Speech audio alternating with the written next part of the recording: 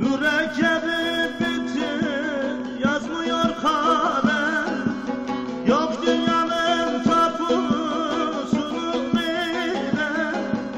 Ben hiç görmedim içinde gülen. Varmış dünyada ecelsiz ölen. Yok yok yok, yok yok yok, yok yok. Gel dünya malına o kadar tapma. Hane benim diye uzanıp yatma.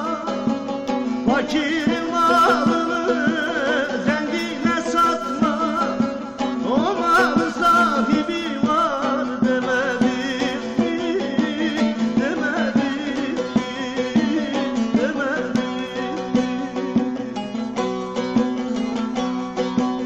Fakirin malını zengine satma. O malın sahibi var demedim mi? Demedim mi?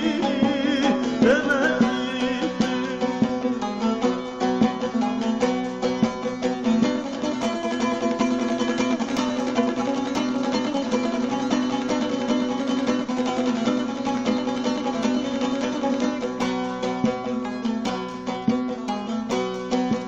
Şu yalan dünyanın yok ki tapusu.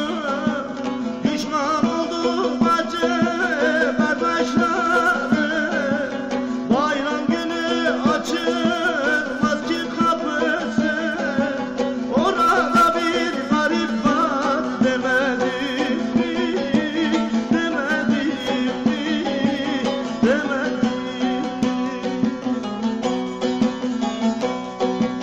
Bayram günü açılmaz kapısı. Orada bir garip var demedim mi? Demedim mi? Demedim mi?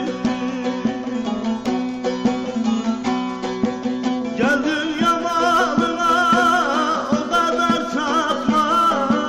Hane benim diye uzanıp yatma. Fakirin malını zengine satma.